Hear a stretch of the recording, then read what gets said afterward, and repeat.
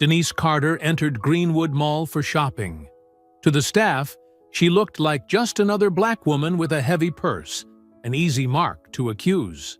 Security guards Miller and Davis tightened their circle, steps heavy with authority, eager to corner her. Then came Officer James Raines, loud, smug, the enforcer of fear cloaked as law. But what none of them saw was the fire behind her calm eyes. 2 decades of service, a captain's badge earned through grit and resolve. They thought she'd yield quietly. They were wrong, and in one moment, arrogance would meet its reckoning. Before we go any further, comment where in the world you are watching from, and make sure to subscribe, because tomorrow's story is one you don't want to miss. The Saturday afternoon sun streamed through Greenwood Mall's skylights, casting warm patches across the polished floors. Captain Denise Carter walked with purpose, her leather purse swinging gently at her side. After a long week of paperwork and personnel meetings, the simple task of buying her niece's birthday present felt like a breath of fresh air. "Something special for Jasmine," she murmured to herself, scanning the storefronts. The mall buzzed with weekend shoppers, families with strollers, and teenagers hanging out by the fountain. Denise allowed herself to relax, pushing thoughts of work aside. That peaceful feeling lasted exactly 8 minutes. She noticed them in the reflection of a window display. 2 security guards maintaining what they probably thought was a subtle distance. The taller one, whose name tag read Miller, spoke into his radio while staring directly at her. The shorter guard, Davis, kept glancing between her and his partner, looking uncomfortable. Denise's jaw tightened. 20 years on the force, and she could spot surveillance a mile away. She'd been followed in stores before. It was nothing new, but that didn't make it hurt any less. "Copy that," Miller's voice carried across the corridor. Black female, brown leather bag, blue sweater. Keeping eyes on. Denise's fingers curled into fists. The urge to spin around and confront them surged through her body. She could flash her badge, watch their faces drop, make them squirm. But no, she was off duty, shopping for her niece. She wouldn't let them ruin this. Taking a deep breath, she stepped into Crystal's boutique, a high-end jewelry and accessories store. The sweet scent of vanilla perfume filled the air, and soft jazz played overhead. Behind the counter, a middle-aged white woman in a crisp blazer, Linda, according to her name tag, stiffened visibly. "Can I help you?" Linda's tone was sharp, her smile not reaching her eyes. "Just browsing, thanks." Denise kept her voice steady and pleasant, though her heart hammered against her ribs. She moved toward a display of delicate charm bracelets, exactly the kind Jasmine had been hinting about for months. Through the glass, Denise could see Linda following her movements in the mirror behind the counter. Outside the store entrance, Miller and Davis hovered, poorly pretending to study a directory map. "These are all locked cases," Linda announced loudly, appearing at Denise's elbow. "Items can only be removed by staff." "I understand," Denise replied, still focusing on the bracelets. "When I'm ready to see something, I'll let you know." Linda didn't move away. Instead, she shifted closer, her eyes darting between Denise and her purse. The leather bag, which Denise had saved 3 months to buy, suddenly felt like it was burning against her side. "Actually," Denise said, straightening up, "I'd like to see that silver bracelet with the butterfly charm." Linda hesitated, then slowly reached for her keys. As she opened the case, Denise noticed her hands trembling slightly. The manager's anxiety was palpable, as if she expected Denise to grab the whole tray and run. The bracelet was beautiful, delicate links catching the light, tiny crystals sparkling along the butterfly's wings. Denise smiled, imagining Jasmine's face lighting up when she opened it. "I'll take," she began. "Excuse me," Linda cut her off sharply. "I need to see inside your bag." The boutique went quiet. Even the jazz seemed to fade away. Denise felt heat rising up her neck as other shoppers turned to stare. "Excuse me?" She kept her voice low, controlled. "A piece of jewelry is missing from this case." Linda's voice grew louder, more confident as Miller and Davis entered the store. "I saw you slip something inside your purse." Denise's hands began to shake, not from fear, but from fury. "That's absolutely false. I haven't touched anything except the bracelet you just showed me." "Ma'am, please cooperate." Miller stepped forward, hand resting on his radio. "Empty your bag on the counter." Denise drew herself up to her full height, feeling the familiar mantle of authority settle over her shoulders. "I will not. I haven't stolen anything, and you have no right to search my personal property without probable cause." Davis shifted nervously behind his partner. Linda's face had gone red, but she pressed on. "Either show us what's in the bag, or we'll call the police." "This is harassment," Denise stated firmly. "You've been following me since I entered this mall. You're targeting me because I'm black, and I will not submit to this humiliation." Miller moved closer, trying to use his bulk to intimidate her. "Last chance. Open the bag, or things get complicated." Denise stood her ground, heart pounding but voice steady. "I'm not opening anything. You have no right, no probable cause, and no evidence. Back. Off." "That's it." Miller grabbed his radio. "Code 10 at Crystal's boutique. Subject refusing to comply, requesting police backup." Other shoppers had gathered at the entrance, phones raised. Linda wrung her hands, looking less certain now that things were escalating. Davis kept glancing at the exits, as if contemplating escape. But Denise didn't move. She'd faced down armed suspects and corrupt officers. She wouldn't be bullied by mall security and a prejudiced store manager. Her purse stayed firmly at her side, her eyes locked on Miller's. "You're making a very big mistake," she said quietly. The tension crackled between them as they waited for backup to arrive, neither side willing to back down. The tension in Crystal's boutique thickened as Denise maintained her composure, even as her anger threatened to boil over.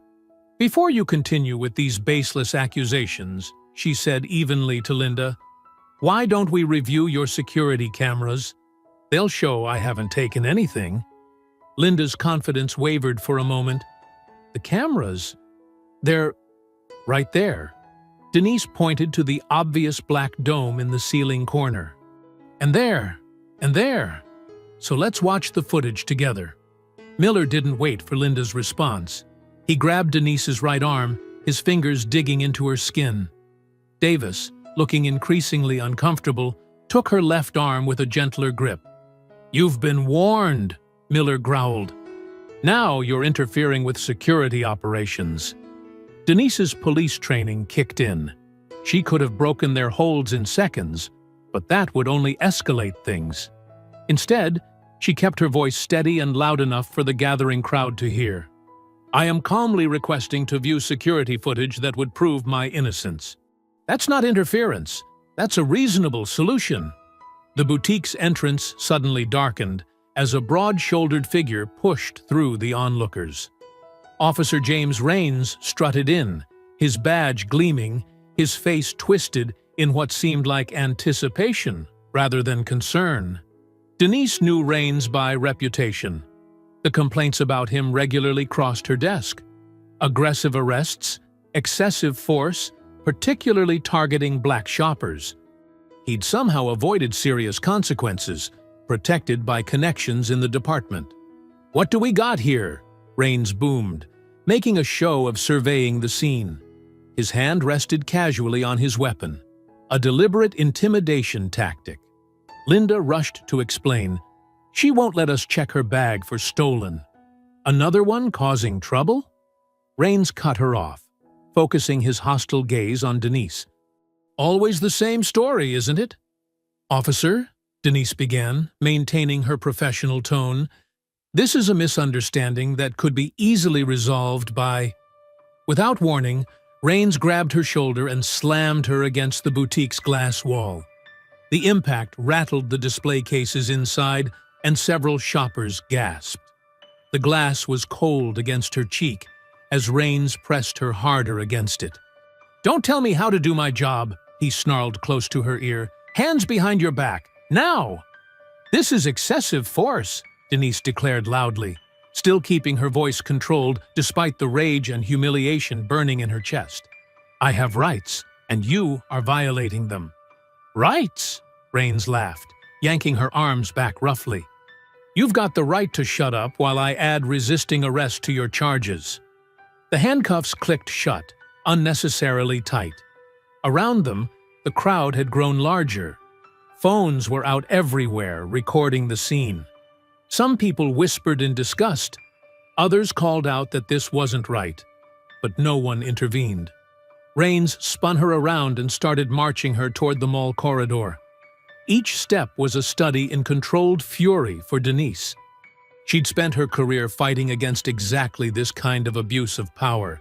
And now, here she was, experiencing it firsthand. The mall's main corridor had come to a standstill. Shoppers pressed against storefronts, phones raised high to capture the spectacle of a well-dressed black woman being paraded out in handcuffs. Denise held her head high, even as her shoulders screamed from the awkward angle of her arms. "You're making a scene for nothing," Rains announced loudly, playing to his audience. "Should have just cooperated." They reached the mall's side exit, where Rains's patrol car waited. The afternoon sun was harsh after the mall's filtered light, and Denise had to blink several times to adjust her vision. "Before this goes any further," she said clearly, turning to face the growing crowd of onlookers, "I think you should know something, Officer Rains." "Save it for booking," he snapped, reaching for the car door. "I'm Captain Denise Carter, 15th Precinct." Her voice carried across the parking lot. "My badge is in my front pocket, which you would have known if you'd bothered to ask for identification before assaulting me." The crowd's murmuring grew louder. Several people moved closer, phones still recording. Rains's face flickered with uncertainty before hardening into a sneer. "Sure you are," he scoffed, but there was a new edge of nervousness in his voice. "And I'm the police commissioner." "Check my pocket," Denise insisted. "Left side." Rains hesitated, then roughly patted her pocket. His hand froze as it encountered the familiar shape of a police badge. Slowly, he withdrew it, the gold shield catching the sunlight. "This is fake," he declared, but his voice had lost its authority. "Another charge, impersonating an officer." The crowd's reaction was immediate. "She's a captain," someone called out. "He arrested a police captain for shopping?" another voice added. The phones kept recording, documenting every second of Rains's increasingly obvious discomfort. "I suggest you remove these handcuffs," Denise said quietly, "before you dig yourself any deeper, officer." "This badge could be fake," Rains insisted, but his hands were shaking slightly. "I'm taking you in for verification and adding charges for—" "For what?" Denise challenged, keeping her voice steady despite her mounting anger. "Shopping while black. Is that still your standard procedure, Officer Rains?" More phones appeared in the crowd. Someone was live streaming.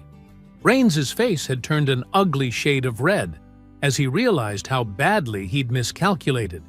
But instead of backing down, he grabbed Denise's arm again, trying to force her into the patrol car. "You're just making it worse for yourself," he growled. Fake badge, resisting arrest, interfering with an officer. The crowd's volume increased, their outrage palpable. Denise stood her ground, even in handcuffs, her voice carrying clearly over the growing chaos. "Every second of this is being recorded, officer. Every abuse of power, every violation of protocol. Are you sure you want to continue?" The crowd's anger swelled like a wave, their voices rising in unified protest. "Let her go!" someone shouted from the back. Others took up the call, and soon dozens of people were chanting, their phones held high like torches in the fading afternoon light. Rains shifted uncomfortably, still gripping Denise's arm, but clearly unsure how to proceed. His usual tactics of intimidation were backfiring spectacularly as more mall visitors stopped to join the growing assembly. "This is going viral," a teenage girl announced loudly, her eyes on her phone screen. "Already got 1,000 shares on TikTok. Y'all seeing this? They arrested a black police captain for shopping." Denise remained perfectly still, her posture straight despite the bite of the handcuffs. She'd dealt with countless confrontations in her 20 years of service. But being on this side of the cuffs brought a new perspective, one that burned deep in her chest. A mall security supervisor came running out, his face flushed with panic. Behind him, a woman in a crisp business suit clutched her phone, speaking rapidly into it. The supervisor took in the scene, the angry crowd, the handcuffed police captain, the increasingly agitated Officer Rains, and his face went pale. "Internal Affairs is on their way," the woman in the suit announced, identifying herself as Patricia Wells, the mall's PR director. "Officer, perhaps we should move this situation inside?" "There's nothing to move inside," Denise stated firmly. "These handcuffs need to come off. Now." More phones appeared in the crowd. Live streams multiplied. Comments and shares exploded across social media platforms. The story was spreading faster than anyone could control it. "Look at these numbers," someone called out. 20,000 views already." Patricia Wells stepped closer, her professional smile strained. "Officer Rains, given the circumstances, perhaps we should—" "I don't take orders from mall management," Rains snapped, but his bravado was cracking. Sweat beaded on his forehead despite the cool air. A police cruiser pulled into the parking lot, its lights flashing but siren silent. Sergeant Robert Watkins stepped out, his weathered face carefully neutral as he assessed the situation. He'd worked with Denise for years, knew her reputation for integrity. "Officer Rains," Watkins called out, his tone deceptively casual. "Want to tell me why you've got a police captain in cuffs?" Rains's grip on Denise's arm finally loosened. "Sergeant, I was responding to a theft call. This woman claimed to be a captain, but—" "That's Captain Carter," Watkins interrupted. "Your commanding officer's commanding officer. The badge you're holding? It's real. I suggest you verify that fact quickly." The crowd had gone quiet, watching the drama unfold. Rains's face worked through a series of emotions: anger, fear, calculation. Finally, with shaking hands, he produced his keys and removed the handcuffs. Denise rubbed her wrists, noting the red marks where the metal had dug into her skin. She'd have bruises tomorrow, evidence of yet another routine encounter gone wrong. Patricia Wells stepped forward, speaking loudly enough for the crowd's phones to pick up every word. "Captain Carter, on behalf of Greenwood Mall, I want to extend our sincerest apologies for this unfortunate incident. We pride ourselves on being a welcoming space for all shoppers, and clearly, we failed you today." "Unfortunate incident?" Denise repeated, her voice sharp. "Is that what we're calling racial profiling and police brutality now?" The PR director flinched. More phones recorded her discomfort. "We will be conducting a full investigation," Wells continued, her professional veneer cracking slightly. "Our security protocols will be thoroughly reviewed and—" "Save it!" Denise cut her off. "Your security cameras caught everything. I suggest you preserve that footage." The crowd murmured approvingly. Several people called out their support, offering to send their videos as evidence. While the mall's PR team tried to manage the growing crisis, Sergeant Watkins moved closer to Denise, speaking in a low voice. "You should know. Rains was on his radio before I got here." "Let me guess," Denise replied quietly. "Writing his version of events?" Watkins nodded grimly. "He's already claiming you resisted and struck him during the arrest. You know how these reports work. First version on paper becomes the official narrative." Denise felt a fresh wave of anger, but kept her expression neutral. She'd seen this pattern before. False reports used to justify excessive force, especially against black citizens who dared to stand up for their rights. "He doesn't know who he's dealing with," she told Watkins. The crowd finally began to disperse as mall management worked to restore normal operations. Denise collected her belongings, including her badge, which Rains had dropped on the ground before quickly leaving the scene. The drive home felt surreal. The familiar streets of her neighborhood looked the same, but everything had changed. Her hands were steady on the steering wheel, but her mind raced through the implications of what had happened. Walking into her house, Denise headed straight for her home office. She needed to document everything while it was fresh in her memory. The laptop powered on with a soft hum. Her email notification pinged. New message from the department.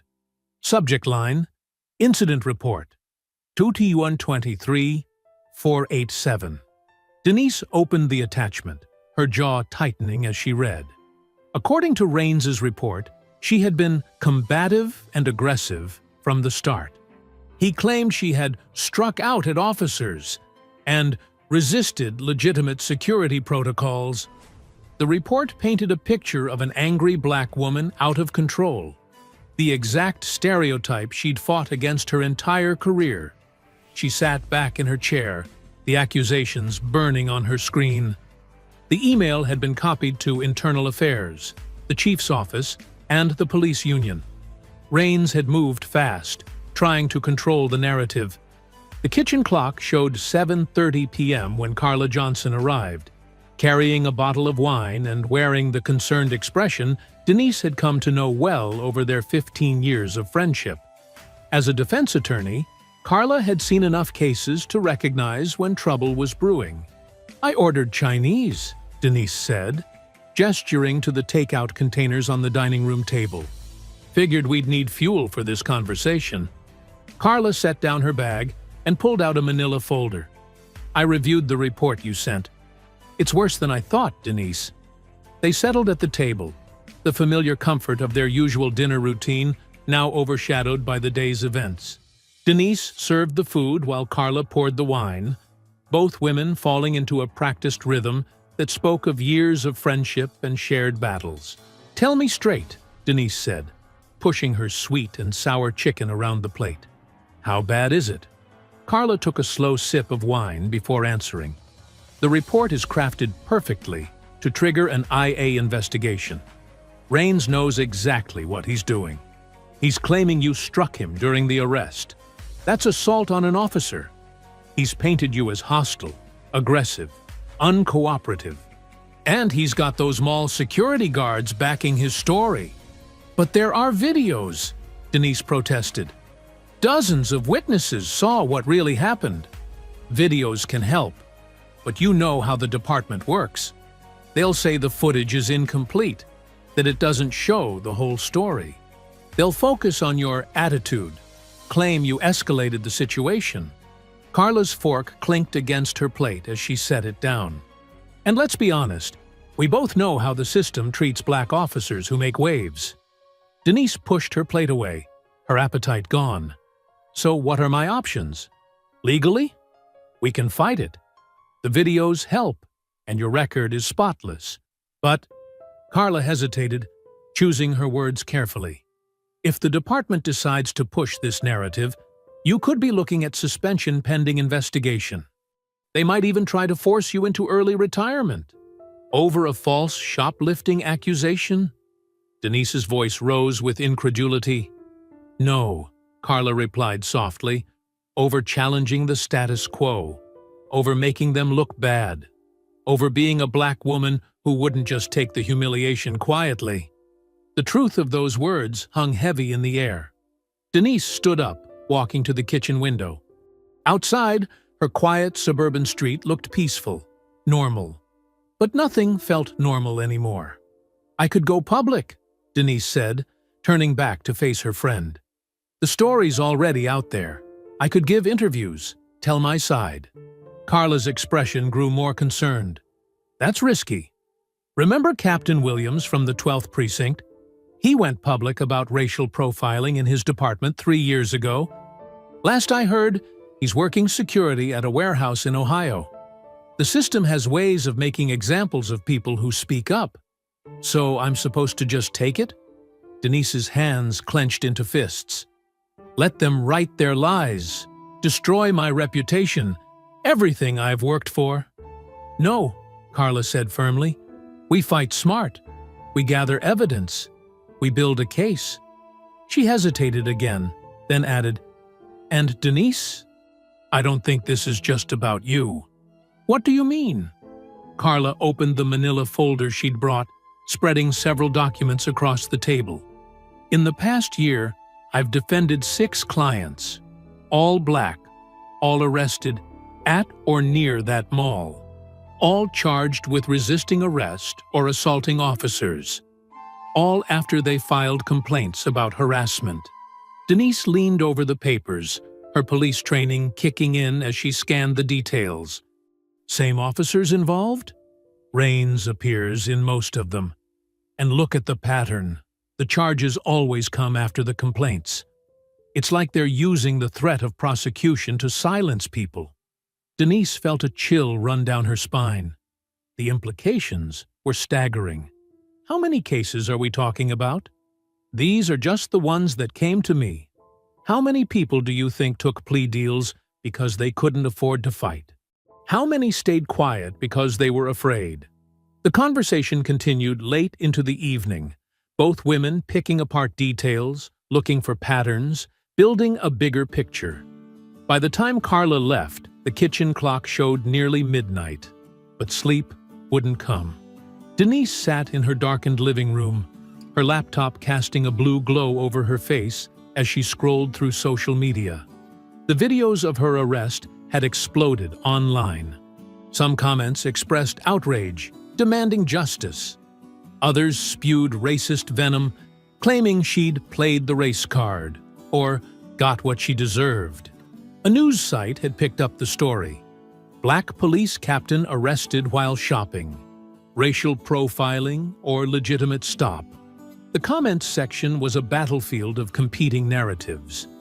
Her phone buzzed on the coffee table. Unknown number. The message made her sit up straighter. Back off, Captain.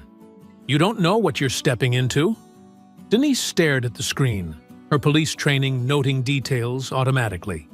Local area code. Text sent through a standard carrier, not a messaging app. The threat was plain, but carefully worded. Nothing explicitly criminal. She took a screenshot, documenting the time and date. One more piece of evidence for whatever was coming. The phone's glow illuminated her face in the dark room, highlighting the determination in her expression. They thought they could scare her into silence. They didn't know who they were dealing with. Sunlight streamed through the windows of Carla's office as Denise arrived at 8 a.m. sharp. The law office was quiet, most staff not due in for another hour. That's exactly why they'd planned to meet so early. I've been up all night reviewing cases, Carla said, her desk covered with stacks of manila folders. Dark circles under her eyes matched Denise's own sleepless appearance. What I found, it's bigger than we thought. Denise settled into the chair across from her friend, clutching a travel mug of much-needed coffee. Show me. Carla spread out dozens of case files, creating a grid of paper across her large desk. Each of these is a false arrest report from the past year. All black residents. Most of them happened at or near Greenwood Mall. How many? 47 cases that I can confirm. But these are just the ones where people fought back or sought legal help. For every person who challenges the charges, there are probably 5 who can't afford to. Denise leaned forward, scanning the documents. Her trained eye caught patterns immediately. Same officers showing up repeatedly. Raines, Martinez, Cooper. And look at the charges. Carla tapped several files. Resisting arrest, assaulting an officer, disorderly conduct. All charges that pit the citizen's word against the officers, making it nearly impossible to fight in court, Denise added, her jaw tightening. Exactly. And here's where it gets interesting. Carla pulled out a spreadsheet she'd compiled. Of these cases, 86% end in guilty pleas. Most defendants accept deals rather than risk trial. That's way above normal plea rates, Denise noted, her investigators' instincts firing up. And every single plea deal includes mandatory probation. Carla's voice took on an edge. Specifically, probation through a private contractor called New Horizons Supervision Services. Denise's eyebrows rose. Private probation? I didn't even know that was legal. It's a growing trend. Counties outsource probation monitoring to save money. But look at the fees these people are charged. Carla handed over another document. Monthly supervision fees, drug testing fees, electronic monitoring fees. Some people end up paying thousands of dollars over their probation period, creating a whole new debtor's prison system, Denise muttered, anger building in her chest. And if they can't pay? They violate probation, back to jail, more fees. It's an endless cycle. Denise stood up, too agitated to sit still. I need to see our internal files on this. There has to be a paper trail at the precinct.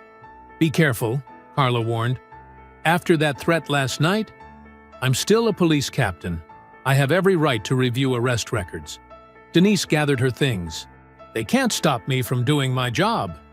An hour later, Denise sat at her desk in the precinct, methodically pulling digital records. She noticed the sideways glances from other officers, the whispered conversations that stopped when she walked by. The false arrest report had clearly made the rounds. She ignored them, focusing on her computer screen. Years' worth of arrest data scrolled past as she searched for patterns. Location: Greenwood Mall. Officer: Rains. Charge: resisting arrest. The numbers kept growing. Then she found something that made her pause. A memo about the department's partnership with New Horizons Supervision Services. The company's CEO was listed, Richard Greenwood, the same family that owned the mall. Digging deeper, she uncovered financial reports. The probation company was a subsidiary of Greenwood Holdings, LLC. The mall security firm was another subsidiary. It was all connected. Her phone buzzed. A text from Carla. Found something else. These cases spike every quarter, right before the mall reports earnings to shareholders. Denise's mind raced. More arrests meant more people on probation. More people on probation meant more fees collected. The mall's security targeted black shoppers, local police made arrests on false charges, and the Greenwood family profited from the resulting probation payments. She printed key documents, tucking them into her briefcase. On her way out, she caught more whispers, more stares. Let them talk. She had bigger concerns now. The afternoon sun was harsh as Denise parked across from Greenwood Mall. The building's glass facade gleamed, projecting an image of upscale retail prosperity. Yesterday, she'd seen it as the scene of her humiliation. Now she saw it differently. She watched shoppers coming and going, mall security guards stationed at every entrance, hands on radios. A young black mother hurrying past, clutching her purse close, eyes darting nervously. A teenage boy being tailed by a guard, just like she had been. The scale of it hit her all at once. How long had this been going on? How many lives had been derailed by false charges? How many families had been bled dry by probation fees? All to pad the Greenwood family's profits. Denise gripped her steering wheel, knuckles white. In her 20 years of law enforcement, she'd seen plenty of corruption, plenty of systemic racism. But this was different. This was calculated, organized exploitation. She stared at the mall's towering entrance, where just yesterday she'd been dragged out in handcuffs. Her voice was barely a whisper in the quiet car. This wasn't just about me. Denise had just settled at her desk with the stack of documents when a knock interrupted her thoughts. A young Latina woman stood in her office doorway. notebook in hand. "Captain Carter? I'm Maya Lopez from the City Herald." She stepped forward with purpose, her press badge swinging from a lanyard. "Got a minute?" Denise started to give her standard no-comment response, but something in Maya's determined expression made her pause. "Close the door." Maya sat down, already pulling out her phone to record. "I've been following your case since the mall incident, but that's not why I'm here. I've spent 6 months investigating Officer Raines and his connection to private probation companies." Denise leaned back, studying the journalist. "What have you found?" "Money trails, shell companies, suspicious timing of arrests." Maya pulled up documents on her tablet. "But I hit walls. Sources go quiet. Records disappear. Then I saw the video of what happened to you, and I knew this was my chance." "Your chance for what?" "To finally expose this." Maya's eyes blazed with conviction. "I have banking records showing massive transfers from New Horizons to offshore accounts, tax documents that don't add up. But I need someone on the inside to help connect the dots." Denise considered carefully. Journalists could be allies or enemies, but something about Maya's intensity reminded her of herself 20 years ago. "What's your angle on this story?" "The truth. How a racist cop and a corporate machine are destroying black lives for profit." Maya leaned forward. "I grew up watching my immigrant parents harassed by police, targeted by predatory companies. This isn't just a story for me." After a long moment, Denise nodded. "I can't be your official source, but I might know people who can help you follow the money. That's all I need." Maya smiled. "And I might have something for you too. Ever heard of the Justice Coalition?" 2 hours later, they sat in a cramped community center meeting room. Reverend Marcus Green, a tall man with graying temples, spread photos across the table. "These are just from the past 3 months.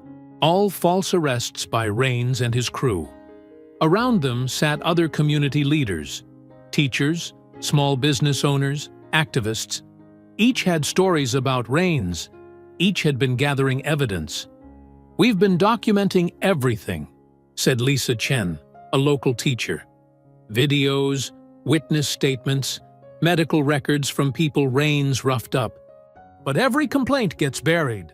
"The police review board is useless," added Jerome Wilson, who owned a barber shop near the mall. "They're all in Greenwood's pocket." Maya took rapid notes while Denise examined the evidence. Dozens of sworn affidavits described the same pattern: false accusations, violent arrests, pressure to accept plea deals. "This woman," Reverend Green pointed to a photo, "single mother of 3. Raines claimed she assaulted him during a traffic stop. Now she's paying $300 a month in probation fees. Had to take a second job.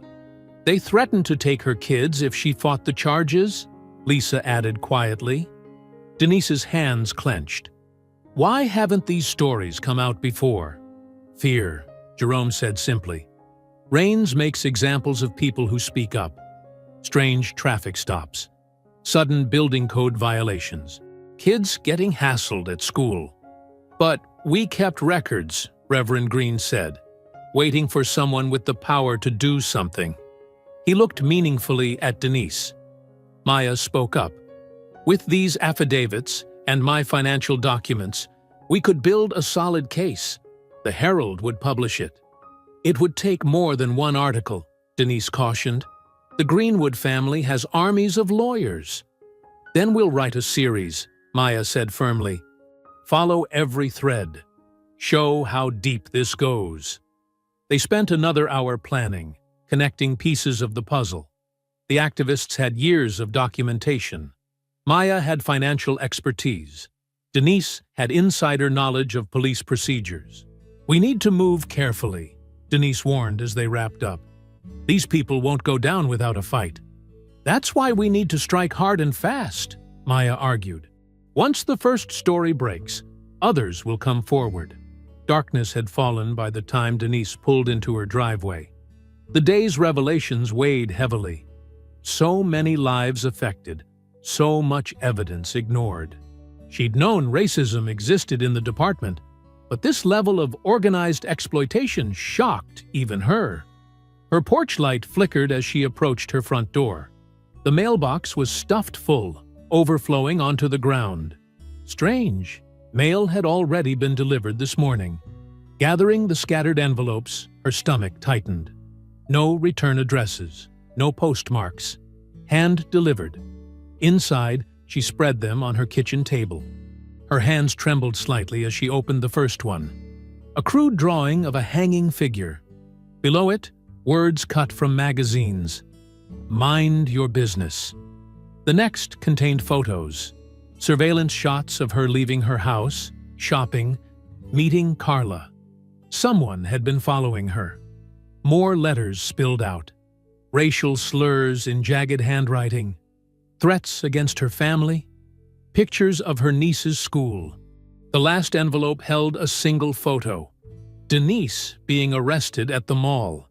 Someone had drawn crosshairs over her face. She sat heavily in her kitchen chair, the hate mail surrounding her like toxic confetti.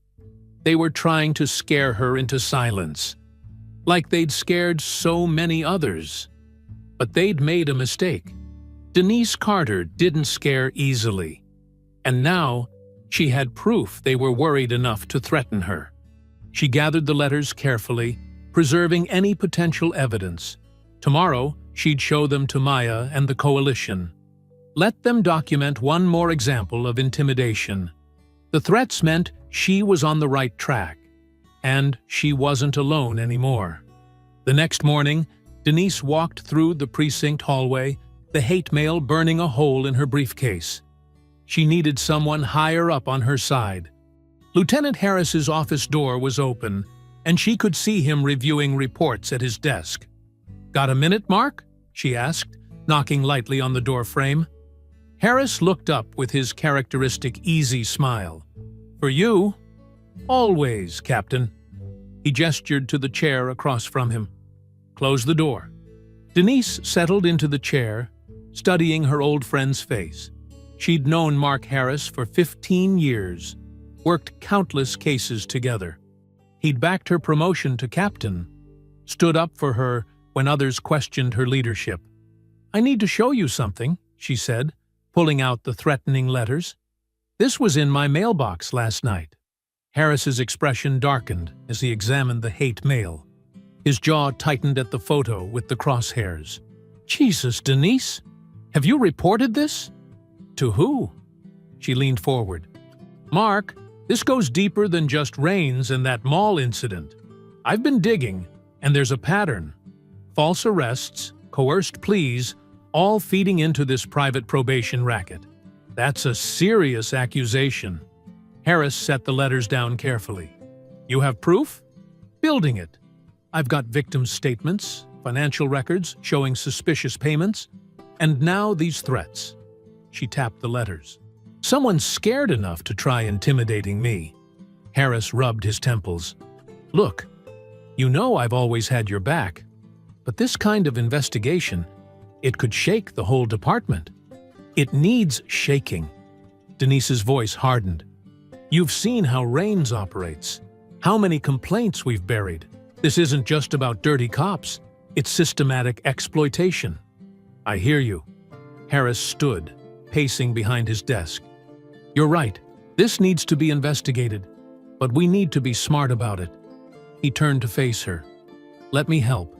I can quietly put out some feelers, see who else might be willing to step forward." Relief flooded through Denise. "Thanks, Mark. I knew I could count on you. Always." He smiled warmly. "Just watch yourself, okay? Maybe stay with family for a few days until we figure out who sent these threats." "I'm not hiding," Denise said firmly. "That's what they want." Stubborn as ever. Harris shook his head fondly. "At least let me assign a patrol car to drive by your house regularly." "I can handle myself." Denise gathered the letters. "But thanks. It helps knowing you're in my corner." "We look out for our own," Harris assured her. Keep me updated on what you find." The rest of Denise's day passed in a blur of routine duties and careful evidence gathering. She made copies of key documents, stored them in secure locations. Too many records had a way of disappearing in cases like this. It was after midnight when she finally headed home. The street was quiet, crickets chirping in the warm summer air. She pulled into her driveway, automatic lights illuminating her usual parking spot. The harsh glare revealed angry red letters sprayed across her car's hood and doors. "Traitor!" Denise froze, keys in hand. The paint was still wet, dripping down the white paint of her sedan. Her mind raced. The timing, the message. This wasn't random vandalism. She did a quick scan of her surroundings, hand instinctively moving to her holster. Nothing moved in the shadows. Whoever did this was long gone. With trembling fingers, she took photos of the damage. Then she noticed something that made her blood run cold. The vandals had keyed a message into the paint. "Keep your mouth shut, Captain." Only someone from the department would know her rank. Only someone inside would know she was investigating. She thought of everyone she'd talked to about the case.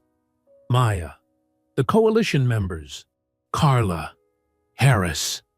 Her conversation with Harris replayed in her mind. He'd offered to put out feelers, asked who else knew about her investigation. "Damn it," she whispered. She'd handed him everything, the evidence she'd found, the names of potential witnesses. If he was working with Rains? Inside her house, Denise dropped heavily into a kitchen chair. Her badge sat on the table where she'd left it that morning. The gold shield caught the light, throwing shadows across the wall. 20 years. She'd worn that badge for 20 years. Believed in what it stood for. Defended the department against accusations of systemic racism. Convinced herself that change would come from within. Now she stared at the symbol of everything she'd dedicated her life to, and wondered if the rot went all the way through, if there was anything left worth saving. The shield blurred as tears of rage and betrayal threatened. She blinked them back. No time for self-pity. She had decisions to make. Trust no one in the department. Document everything. Build the case quietly until she had ironclad proof. The vandals had made one thing crystal clear. She was on her own inside these walls. Her badge gleamed accusingly in the dim kitchen light. The weight of 20 years pressed down on her shoulders as she faced the possibility that the institution she'd believed in had become the very thing she'd sworn to fight against. The next morning, Denise's phone buzzed with an urgent text from Maya. "Need to meet. Big break. The usual spot." 20 minutes later, Denise sat in the back booth of Jerry's diner, nursing a coffee that had gone cold. The small restaurant was nearly empty, just a few regulars scattered at the counter. The bell above the door chimed as Maya rushed in, her messenger bag clutched tight against her side. "Sorry I'm late," Maya said, sliding into the booth. Her eyes darted around the diner before she leaned forward. "But you're going to want to see this." Maya pulled out a manila envelope, careful to keep it below table level. "Remember that source I mentioned? The one inside mall management?" She slid the envelope across to Denise. "They came through. Big time." Denise opened the envelope carefully, pulling out several sheets of corporate letterhead. Her eyes widened as she scanned the first page. "This is internal memos from the mall's board meetings," Maya finished, her voice barely above a whisper, "dating back 18 months.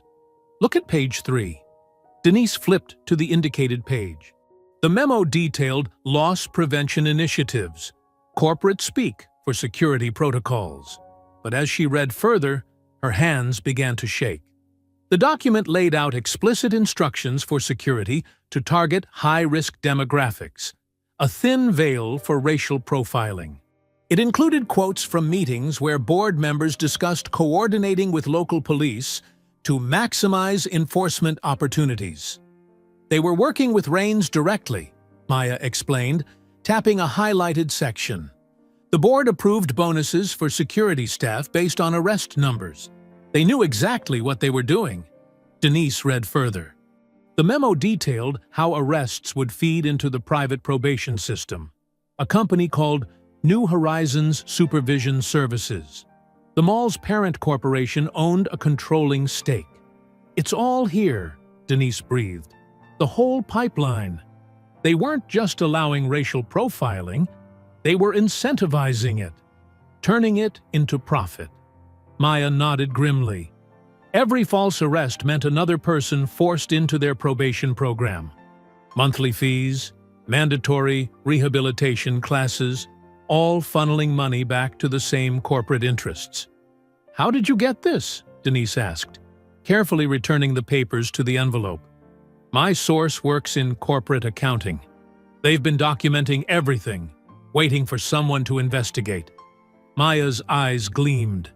"When they saw the videos of your arrest go viral, they knew it was time." Denise sat back, her mind racing. This was exactly what they needed. Proof of coordination between police and corporate interests, evidence of intentional targeting of black shoppers. No one could dismiss this as a few bad apples or isolated incidents. "We need to protect this," Denise said firmly. "And your source. Once this gets out—" "Already handled," Maya assured her. "They've documented everything, backed up files.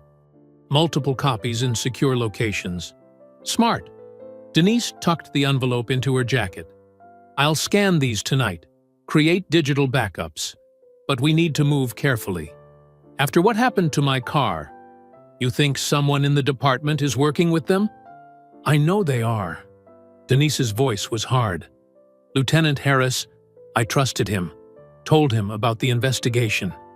Next thing I know, my car's vandalized with a warning only someone inside would know to leave." Maya's expression darkened. "Then we keep this between us. No one else knows about these documents until we're ready to go public." "Agreed." Denise checked her watch. "I need to get these somewhere safe. Then we plan our next move." They parted ways outside the diner, Maya heading to the newspaper office while Denise drove home, the envelope secure in her jacket. Her hand kept touching it during the drive, reassuring herself it was real. At home, Denise went straight to her study.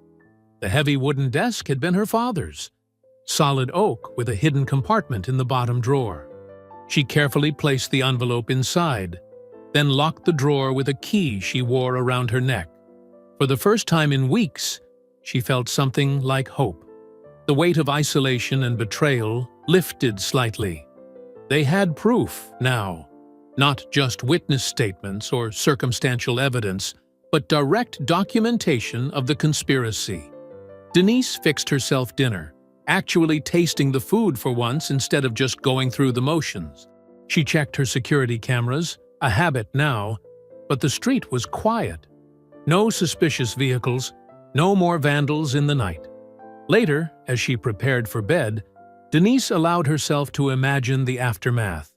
The press conference where they'd reveal everything, the looks on the faces of the mall executives, Raines, Harris, all of them realizing their scheme was exposed. The victims finally seeing justice. She switched off the lights, the house settling into familiar creaks and hums. The desk drawer was securely locked, the key safe around her neck. For the first time since this started, sleep came easily. Tomorrow they'd begin planning how to release the evidence. But tonight, Denise could rest, knowing they finally had what they needed. The truth would come out. Justice would be served. The memo was their key to bringing down the whole corrupt system. As Denise drifted off, she felt lighter than she had in weeks. The end was finally in sight. Denise woke early, energized by the previous day's breakthrough. She poured her morning coffee and texted Maya, "Ready to plan next steps?" No response. An hour later, still nothing. Unusual for Maya, who typically replied within minutes. Denise tried calling, straight to voicemail. She left a message, trying to keep her tone casual. "Hey, just checking in about our discussion yesterday. Call me when you can." By noon, anxiety gnawed at her stomach. She'd sent 3 more texts, called twice. Maya's silence was deafening. Denise was reviewing case files at her desk when her phone buzzed. Breaking news alert. Her coffee cup crashed to the floor as she read the headline, "Local reporter hospitalized after brutal attack." The article loaded with agonizing slowness. There was Maya's photo. Investigative journalist Maya Lopez was found unconscious early this morning. Denise grabbed her keys, her hands shaking. The drive to Metro General felt endless, every red light an eternity. Her mind raced with possibilities, each worse than the last. This was her fault. She'd pulled Maya into this mess. The hospital lobby was crowded with reporters. Denise flashed her badge, pushing through to the information desk. "Maya Lopez's room? Are you family?" the receptionist asked. "Police captain. She's a witness in an ongoing investigation." The lie came easily. Necessary. "Room 412. The elevator seemed to crawl between floors. Denise's guilt grew with each passing second. She should have known they'd target Maya. Should have protected her better. Room 412's door was open.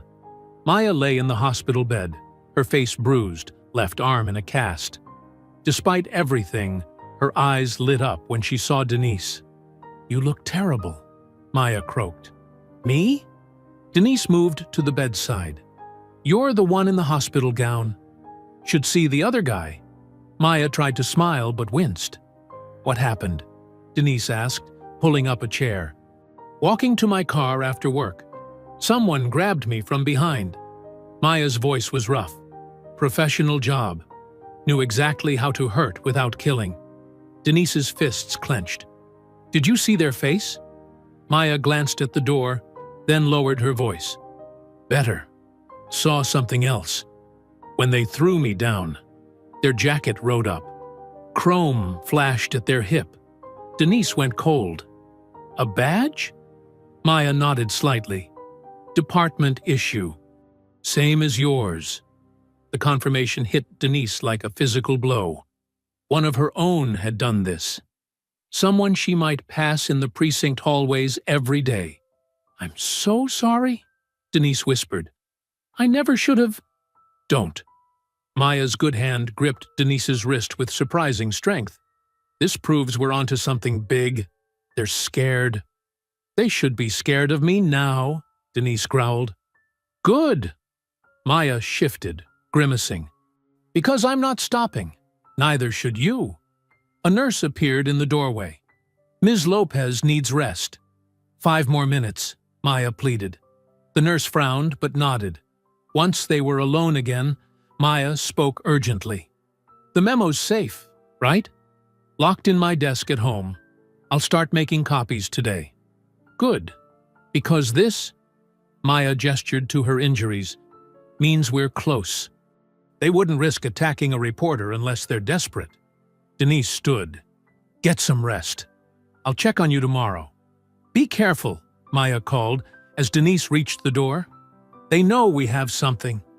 The drive home was a blur of rage and worry. Denise's mind kept replaying Maya's words. A department badge. Someone she worked with had done this. The betrayal burned deep.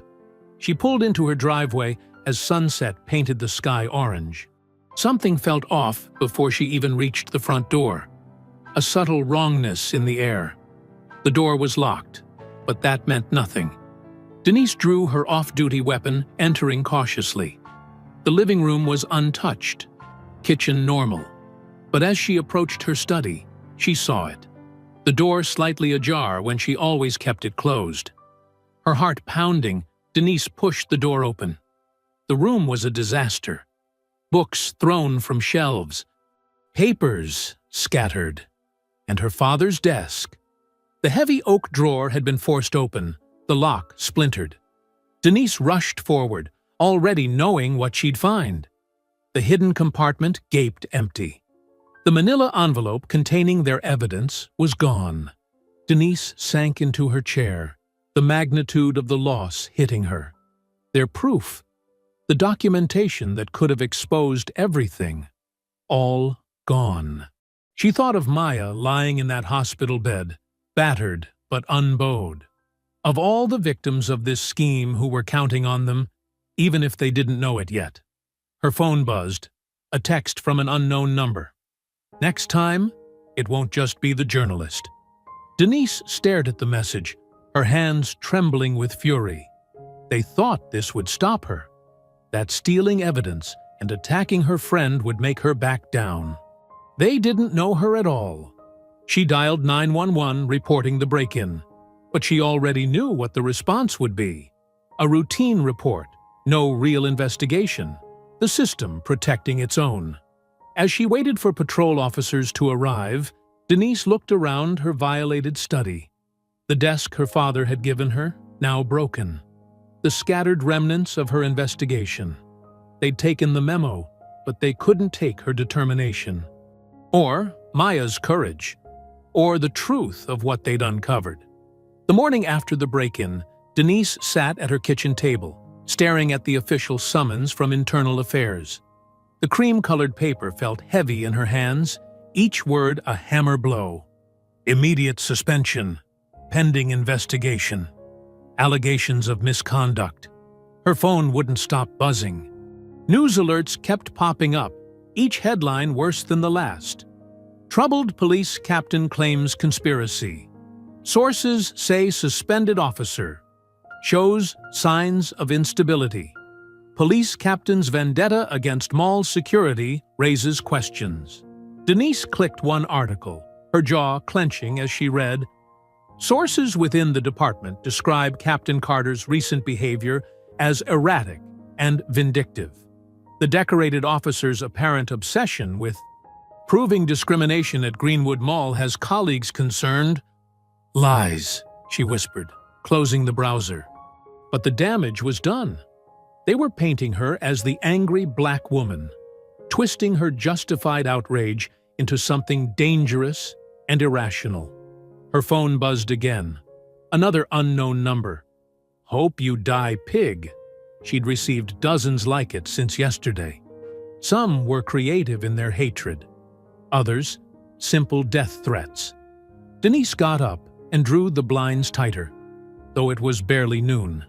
The darkness felt safer somehow. She'd already swept the apartment twice for bugs, checked all the windows and doors. Paranoid? Maybe. But after what happened to Maya, after the break-in, the TV droned in the background, some local news anchor discussing her situation with false concern.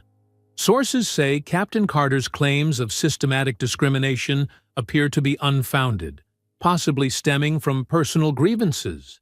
Denise grabbed the remote, clicking it off with trembling hands. The silence felt better than their lies. Her badge and gun sat on the coffee table, surrendered that morning to Internal Affairs. 20 years of service, reduced to a piece of metal and a weapon she could no longer carry. The sight made her stomach turn. Her phone rang, her sister this time. Denise let it go to voicemail. What could she say?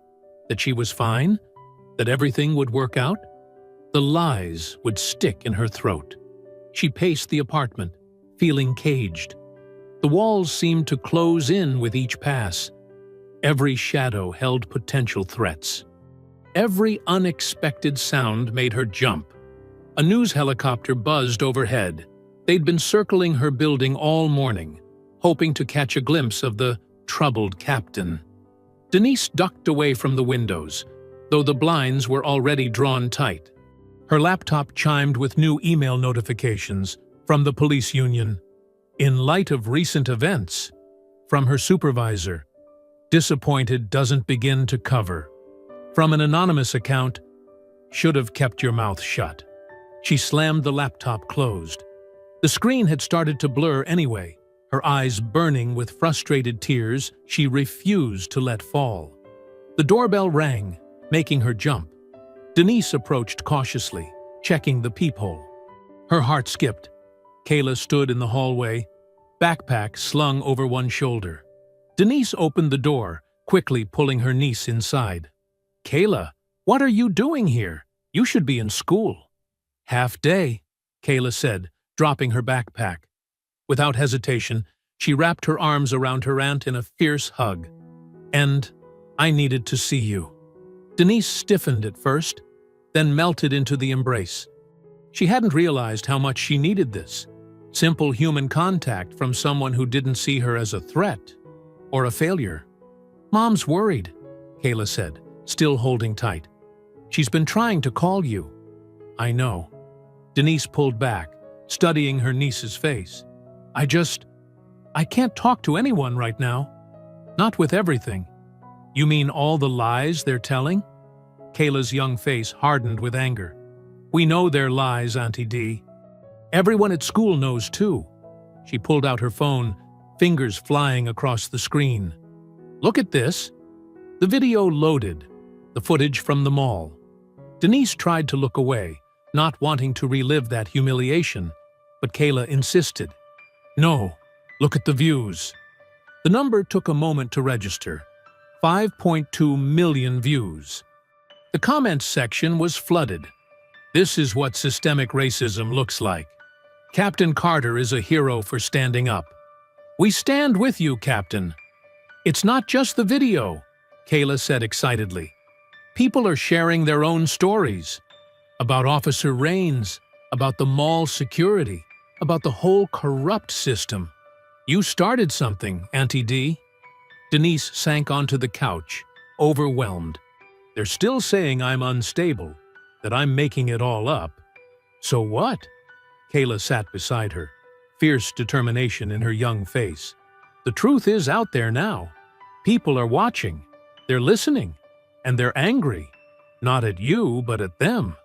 Kayla pulled up another page, a social media group with thousands of members, all sharing similar experiences at Greenwood Mall. Stories of harassment, false arrests, coerced pleas. "See?"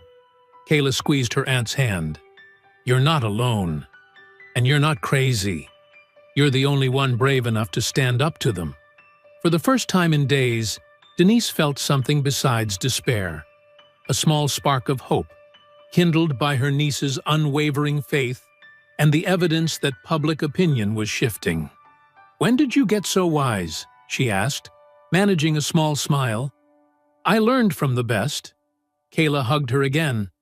"You always taught me to stand up for what's right, no matter what. That's what you're doing now, and we're all standing with you." The afternoon sun beat down on the growing crowd outside Greenwood Mall. Denise stood among the protesters, a baseball cap pulled low over her eyes, watching in amazement as hundreds of voices rose together. "Justice for Carter! Justice for Carter!" Signs bobbed above the sea of people. "Stop racial profiling! End police corruption! We stand with Captain Carter!" Denise's throat tightened. Just days ago, she'd felt completely alone. Now, strangers were demanding justice in her name. The crowd stretched along the mall's entire front entrance, forcing shoppers to weave through protest lines just to enter. Mall security huddled nervously behind the glass doors, radioing back and forth. A few uniformed officers stood at a distance, looking uncomfortable. None of them recognized her in the crowd. "This is what solidarity looks like," said an elderly woman next to Denise, her gray hair crowned with a Black Lives Matter cap. "They thought they could silence you, Captain. But we're your voice now." Denise nodded, not trusting herself to speak. The woman squeezed her arm and moved on, never realizing she'd just encouraged the very person they were all here to support. A group of teenagers near the front started a new chant. "Show the truth! Show the truth!" The rhythm spread through the crowd like wildfire. Denise felt it in her chest, each beat matching her heart. The energy was electric, crackling with righteous anger and hope. "Captain Carter?" Denise turned at the quiet voice behind her. A black teenage girl stood there, phone clutched to her chest, eyes wide with recognition. "I'm Tiana," the girl said quickly. "Tiana Brooks. I recorded the video of what they did to you." Denise's eyes widened. She'd seen the viral footage dozens of times, but had never known who captured it. "Thank you," she said softly. "Your video showed people the truth." Tiana glanced around nervously. "Not the whole truth, not yet. I have more footage, from before they grabbed you." She pulled Denise aside, away from the main crowd, and held up her phone. "I started recording as soon as I saw Officer Rains enter the mall. Something felt wrong about how fast he showed up." The video played. Denise watched as Rains strode through the mall, moving with clear purpose toward the boutique. But this footage started nearly 5 minutes before the confrontation, before any accusations were made. "Look," Tiana pointed. In the frame, Rains stopped at the boutique's entrance. He leaned in close to the manager, Linda, whispering something. Linda nodded, her expression hardening. Then Rains stepped back, out of sight, and waited. Less than a minute later, Denise entered the store on the footage. "He set it up," Denise breathed. "He orchestrated the whole thing before I even walked in." Tiana nodded vigorously. "I caught him doing the same thing last month with my cousin. But nobody would believe us then. When I saw him heading toward that store, I knew something was about to go down. I just didn't know it would be you he was targeting. Why didn't you release this part before?" "I was scared," Tiana admitted. "Rains has friends everywhere. But seeing all these people here today," she gestured at the crowd, "I can't stay quiet anymore. This proves he planned it. He profiled you before you even entered the store." Denise's mind raced. The unedited footage was damning. It showed clear premeditation, destroying any claim that the confrontation arose naturally from suspicious behavior. "I'm not the only one with videos either," Tiana continued. "I run a YouTube channel about police accountability. People have been sending me clips for months. Rains doing the same thing over and over. Always at this mall, always targeting black shoppers." The crowd's chants grew louder. "No justice, no peace." Tiana touched Denise's arm. "My followers want to help. We can spread this everywhere. But it needs a voice. Your voice. People trust you. You're proof that even black officers aren't safe from this corruption." Denise stared at the protest, her mind whirling with possibilities. The unedited video, the witness statements Maya had gathered, the financial records linking the mall to the probation scheme, and now, an army of young activists ready to amplify the truth. "They can't silence all of us," Tiana said firmly. "Not if we stand together." A news van pulled up to the curb, a reporter and cameraman jumping out. The crowd surged forward, eager to be heard. Denise watched the reporter set up, her heart pounding. She had evidence now, real, undeniable evidence. But more importantly, she had witnesses, allies, a movement building behind her. The protesters' voices swelled. "What do we want? Justice! When do we want it? Now!" Mall security was calling for backup. More police cars arrived, officers forming a line between the protesters and the entrance. Tiana held up her phone, the damning video ready to share. "What do you want to do, Captain?" Denise straightened her shoulders, drawing strength from the energy of the crowd. The truth was right there in Tiana's hand. All she needed now was the right moment to reveal it. A moment big enough that they couldn't possibly bury the story again. The fluorescent lights of Metro General's recovery ward cast harsh shadows across Maya's bruised face. She lay propped up in the hospital bed, her left arm in a cast, but her eyes blazed with the same fierce determination Denise remembered. "You should be resting," Denise said, settling into the chair beside the bed. The protests outside Greenwood Mall still echoed in her mind. Maya adjusted herself with a wince. "Can't rest. Not when I've got something this big." She glanced at the door before lowering her voice. Remember how I told you my attacker had a badge? Denise nodded, leaning closer. Well, he was sloppy. A hint of satisfaction crossed Maya's face. During the attack, my phone fell. He grabbed it, probably thinking I'd recorded him. But he didn't know about my backup security measures. What do you mean? Maya's good hand reached for her laptop on the bedside table. I'm a journalist in 2024. You think I don't have tracking software?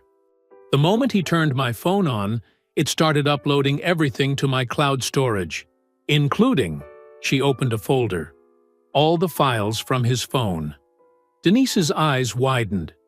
You hacked a police officer's phone? Technically, he hacked himself by connecting to my device. And guess whose phone it was? Maya turned the screen toward Denise. Officer James Martinez, Raines's partner. Denise scanned the documents filling the screen. Spreadsheets, bank statements, email chains. Her hands began to shake as she read. It's all here, Maya said. Every payment from Greenwood Mall's parent company to New Horizons Supervision Services. Every kickback to city officials who approved the contracts. Look at the dates. They line up perfectly with the spike in arrests. Denise scrolled through emails between Raines and Charles Wilson, the mall's CEO. They discussed quotas and target demographics with casual cruelty. Another thread showed conversations with Judge Harrison, who presided over most of the mall-related cases, discussing how to expedite guilty pleas. They're not even trying to hide it, Denise muttered. They thought nobody would ever see these. There's more. Maya pulled up another document. Remember that memo that disappeared from your desk? I found a copy in Martinez's email. He was the one who broke in, probably on Raines's orders. The pieces clicked together in Denise's mind. That's why they attacked you. They knew you were close to exposing everything. And now, we have proof that goes way beyond just racial profiling at the mall. This is systematic exploitation for profit. Maya's voice strengthened. But we need the right platform to release it. Somewhere they can't shut us down or spin the story. Denise pulled out her phone, checking the city calendar. The council meeting, this Thursday night. It's a public forum. Anyone can speak. Perfect. Maya sat up straighter, ignoring the pain. The press always covers council meetings. Plus, half the people implicated in these documents will be sitting right there on the council. They'll try to shut me down the moment I start speaking. Not if we time it right. Maya's reporter instincts kicked in. We released the unedited arrest video an hour before the meeting. While everyone's reacting to that, you take the podium. Once you start presenting the financial evidence, they won't dare stop you, not with every news camera rolling. Denise imagined the scene, facing down Raines, the council members, the mall executives, all the people who thought they could break her. We'll need to organize everything perfectly. These documents, the video footage, witness statements, I've already started compiling it. Maya pulled up a presentation. We just need to fine-tune your statement. Hit them with the personal story first. What happened to you? Then broaden it to show the pattern. End with the financial proof that ties it all together. They spent the next hour organizing the evidence, crafting the narrative. Maya's journalistic experience helped structure the revelations for maximum impact. Denise added details from her law enforcement background, highlighting how each piece violated specific policies and laws. You know they'll come after us hard for this, Denise said finally. Especially you. They've already shown they're willing to use violence. Maya touched her bruised face. Let them try. Every attack just proves we're telling the truth. Besides, she managed to smile, I've got a police captain watching my back now. Denise squeezed Maya's hand gently. Get some rest. I'll have uniforms I trust posted outside your door tonight. Later that evening, Denise stood before the mirror in her bathroom, index cards in hand.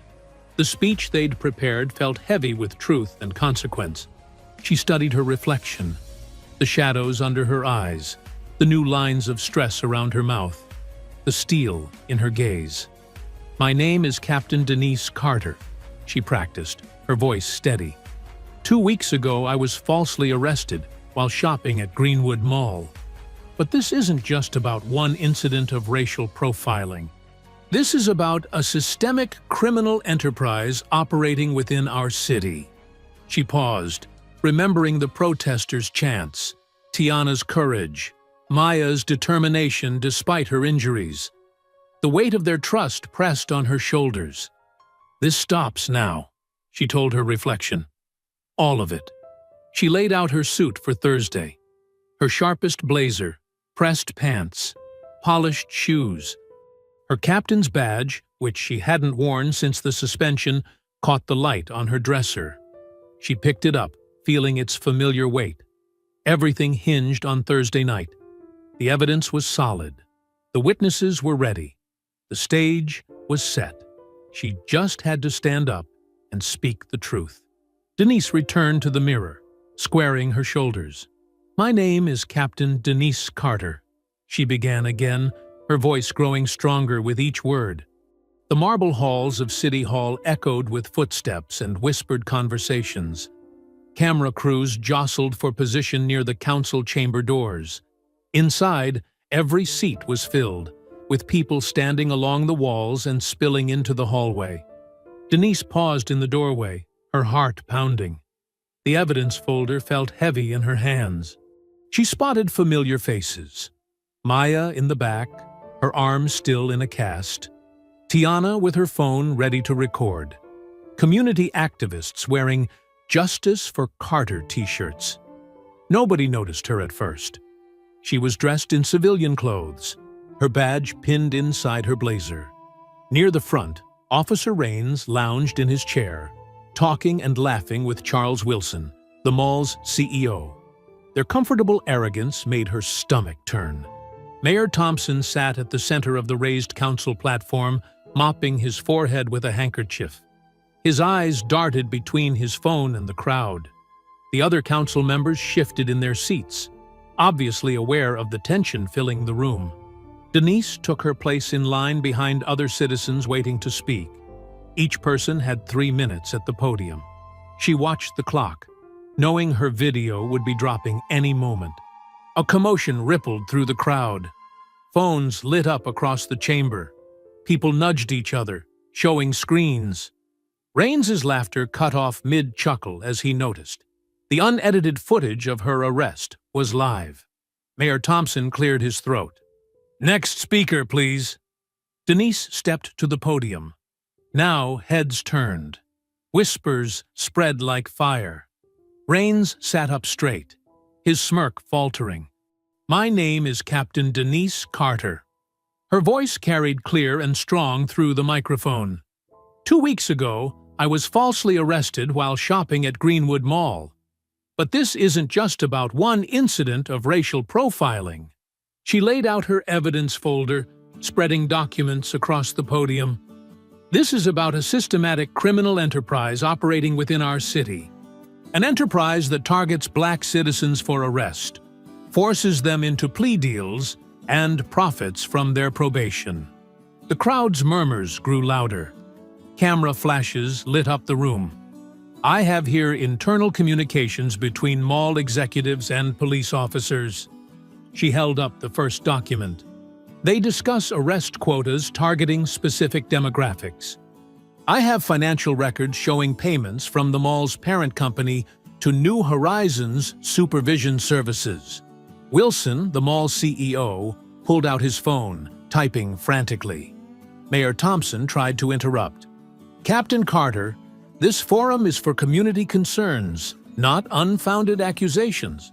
These accusations are fully documented," Denise continued, her voice rising, "including emails between Officer James Raines and Judge Harrison discussing how to expedite guilty pleas." She turned to face Raines directly. "The same Officer Raines who falsely arrested me, then filed a fraudulent report claiming I assaulted him. Raines's face had turned red. He half rose from his seat. But Wilson grabbed his arm, whispering urgently, "When I began investigating this scheme, I was suspended. A journalist helping me was attacked by a police officer. But they made a mistake." Denise held up a thumb drive. The officer who attacked her accidentally uploaded evidence proving everything I'm saying. The crowd was fully engaged now, recording every word. Some people were already posting live updates. Phones kept buzzing with notifications as the story spread. "This system has destroyed lives," Denise said. "Hundreds of innocent citizens pressured into guilty pleas, forced to pay probation fees they can't afford, trapped in a cycle of debt and surveillance, all to profit a private company and its co-conspirators." She looked directly at the council. "You've all seen the video by now. That's how it starts. But I have statements from dozens of victims. I have proof of kickbacks to city officials." "That's enough!" Raines exploded from his seat. He stormed toward the podium, hand moving to his weapon. "You're under arrest for defamation and interfering with an investigation." The crowd surged to its feet. But before Raines could reach her, two uniformed officers stepped into his path. Denise recognized them, Officers Chen and Rodriguez from her precinct. "Stand down, Raines," Chen said firmly. "You're not arresting anyone." "Get out of my way," Raines tried to push past them. "That's an order." "We don't take orders from you," Rodriguez replied. More officers emerged from the crowd, forming a protective line between Raines and Denise. The chamber erupted.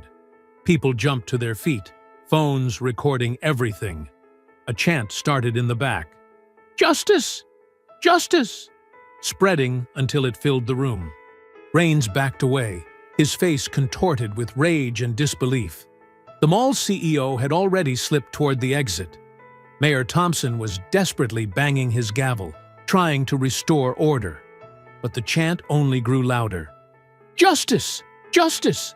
Justice!" Denise stood at the podium, surrounded by her fellow officers, watching as the truth she'd fought so hard to expose finally burst into the light.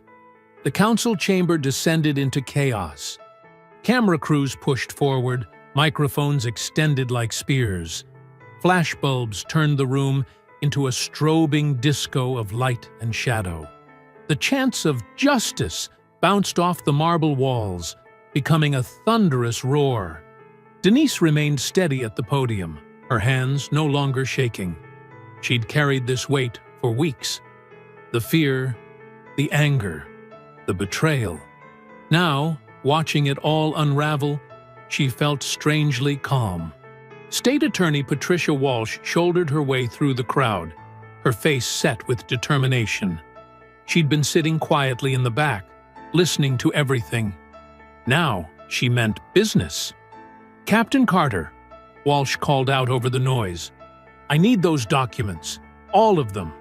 Now." Denise carefully gathered her evidence folder, making sure every paper was in place.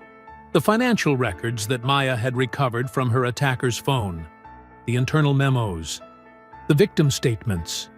2 weeks of her life, compressed into manila and paper. "It's all here," Denise said, handing over the folder. The money trail goes back 3 years. Payments from shell companies owned by the mall's parent corporation routed through offshore accounts, landing in Judge Harrison's private foundation. Similar payments to New Horizons Supervision Services, which is owned by Councilman Peters's brother-in-law. Walsh flipped through the documents, her eyes widening. "This is comprehensive." She pulled out her phone, firing off rapid texts. "I'm calling in my team. Nobody leaves this room." The mayor was still trying to restore order, but his gavel strikes were drowned out by the crowd. Several council members had already slipped away through the side door. Others sat frozen, faces pale, probably wondering if their names were in that folder. Raines paced near the wall like a caged animal, the other officers still blocking his path to Denise. His hand kept twitching toward his empty holster. Chen had quietly convinced him to hand over his weapon minutes earlier. "This is all lies!" Rains shouted, his voice cracking. "She's making it up. She's trying to destroy everything we've built." He caught himself too late. "Everything you've built?" Walsh turned toward him sharply. "And what exactly have you built, Officer Rains?" More state investigators arrived, flowing into the chamber like a tide of dark suits and badges. They moved with practiced efficiency, securing exits, collecting phones, taking names. Charles Wilson, the mall CEO, tried to blend into a group heading for the door. A female investigator stepped into his path. "Mr. Wilson, we'll need you to stay." "I have an urgent meeting," Wilson began. "Yes," the investigator cut him off. "You do, with us." Near the podium, Officer Rodriguez approached Rains, holding handcuffs. The sight seemed to break something in Rains. His face twisted with rage. "You can't do this," he snarled. "I'm one of you. 20 years on the force. You're really going to side with her?" "Turn around, James," Rodriguez said quietly. "Don't make this worse." For a moment, it seemed Rains might fight. His muscles tensed, eyes darting between the officers surrounding him. Then his shoulders slumped. The fight drained out of him all at once. As Rodriguez cuffed him, reading his rights, Rains kept his eyes locked on Denise. The hatred in his gaze was pure poison. But Denise didn't look away. She'd spent too long looking away from ugly truths. Mayor Thompson had finally given up on his gavel. He stood, straightening his tie, trying to project authority he no longer possessed. "In light of these allegations," he announced, "I am calling for an immediate independent investigation into all matters raised here tonight. The city will cooperate fully." "The state is taking over this investigation," Walsh interrupted. "Your cooperation is not optional, Mr. Mayor. It's required by law." The crowd had shifted from chanting to filming everything on their phones. The story was already exploding across social media. Reporters were doing live stand-ups from every corner of the chamber. Denise watched as Rains was led away, followed by Wilson and several visibly nervous council members. State investigators were sealing off offices, confiscating computers, marking evidence. The system she'd fought against was being dismantled, piece by piece, right in front of her eyes. Officer Chen touched her arm gently. "Captain, there's a crowd gathering outside. They want to hear from you." Denise nodded, suddenly exhausted. The adrenaline was wearing off, leaving her drained. But she knew she had one more thing to do. She made her way through the chamber, accepting handshakes and pats on the back from strangers. Maya caught her eye from across the room, giving her a thumbs up with her good arm. Tiana was already uploading her video footage, grinning triumphantly. The heavy doors of City Hall opened onto a warm night. The steps were packed with protesters, their signs illuminated by streetlights and phone screens. As Denise emerged, a cheer went up that seemed to shake the very foundation of the building. "Captain Carter! Captain Carter!" She stood at the top of the steps, looking out over the sea of faces. Black, white, young, old, all united in demanding change. Some were crying. Others hugged complete strangers. Parents lifted children onto their shoulders to see better. For the first time in weeks, Denise felt the crushing weight begin to lift from her shoulders. She had carried the burden of this fight alone for so long, but she wasn't alone anymore. The truth was out. Justice was coming. The cool night air felt like freedom on her skin. 3 days later, Greenwood Mall stood like a ghost of its former self. The usual Saturday bustle had been replaced by an eerie quiet, broken only by the echo of footsteps against polished floors. Yellow police tape crossed the entrances of several stores, their windows dark and shuttered under investigation. Denise walked through the main corridor, her heels clicking against the tile. She wore her captain's uniform today, not out of obligation, but as a statement. This time, there would be no mistaking who she was. The few open stores had more employees than customers. Many shops were temporarily closed, their owners caught up in the widening investigation. The food court, usually packed on weekends, was half empty. Signs in windows announced, "Under new management," or "Temporarily closed pending review." A young mother pushing a stroller recognized Denise, breaking into a wide smile. "Captain Carter, thank you. Thank you for everything you did." Denise nodded, touched by the warmth in the woman's voice. More people noticed her, starting to gather. An elderly man reached out to shake her hand. "My grandson was one of them," he said quietly. "They got him on a false charge last year, made him take that plea deal. Now his case is being reviewed, thanks to you." "I'm glad," Denise replied, squeezing his hand. "That's exactly why we fought this fight." A small crowd had formed, following at a respectful distance. Some clapped softly. Others just wanted to be near her, to express their gratitude with a nod or a smile. Security guards, new ones, hired after the entire previous team was dismissed, stood straight and saluted as she passed. Near the fountain, a group of teenage girls whispered excitedly, pointing at her. One broke away from the group, approaching nervously. "Captain, would you take a picture with us? You're like our hero now. We did a whole presentation about you in our civics class." Denise posed with the girls, their excitement infectious. Their phones clicked and flashed. She remembered being their age, how much it would have meant to see someone who looked like her standing up to power and winning. "Don't ever let anyone make you feel less than who you are," she told them. "Stand up for what's right, even when it's hard." She spotted Kayla waiting by the boutique, the same one where everything had started. Her niece's face lit up as Denise approached. "Auntie D!" Kayla rushed forward for a hug. "This is so weird, being back here. Good weird or bad weird?" "Good weird. Definitely good weird." Kayla gestured at the store. "They got a whole new staff. The manager who called the cops on you? She's being investigated too.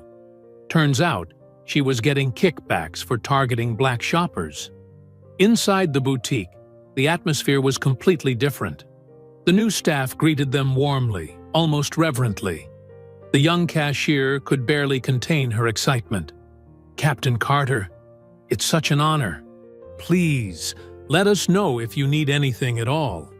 Denise and Kayla browsed the jewelry section, finally able to shop in peace. The same displays that had led to Denise's arrest now sparkled innocently under the lights. "Still can't believe it took 3 weeks just to buy you a birthday present," Denise said, examining a delicate silver necklace. "Worth the wait, though." Kayla touched her aunt's arm. "What you did, it changed things. Like, really changed things. Kids at school look at me different now. They want to know what it's like having a superhero for an aunt." Denise laughed. "I'm no superhero, honey. Just someone who got tired of being pushed around. That's what makes you a hero, though. You were scared, but you did it anyway." They selected a beautiful pendant, silver wings spreading into flight. As they approached the register, other shoppers stepped back, insisting they go first. The cashier carefully wrapped their purchase, adding a second small box. "This is a gift from us," she explained, "to apologize for everything." Denise started to protest, but the girl's earnest expression stopped her. "Thank you. That's very kind." More people had gathered outside the store, forming an impromptu reception line. An older woman pressed cookies into Denise's hands. A man in a business suit stopped to thank her for exposing the corruption. Parents pointed her out to their children, explaining who she was. "See? That's the police captain who stood up to the bad guys." Walking toward the exit, the crowd grew larger. Someone started clapping. The sound spread, filling the mall with applause. Denise felt Kayla squeeze her hand. Security held the doors open as they approached. Outside, the late afternoon sun painted the sky in shades of orange and pink. The applause followed them into the parking lot. Kayla clutched her shopping bag, grinning. "This is like a movie ending or something." Denise smiled, thinking of everything that had happened. The fear, the anger, the betrayal, but also the courage, the solidarity, the victory. She thought of Maya, recovering but already working on her next story, of Tiana, whose video had helped spark a movement, of all the people whose lives had been touched by this fight. "You know what, baby girl?" Denise squeezed her niece's shoulder. She kept her voice low, meant just for Kayla. "This fight isn't over. But we've won today." The setting sun caught the silver wings of Kayla's new necklace, making them shimmer like hope taking flight. I hope you enjoyed that story. Please share it with your friends and subscribe so that you do not miss out on the next one. In the meantime, I have handpicked 2 stories for you that I think you will enjoy. Have a great day.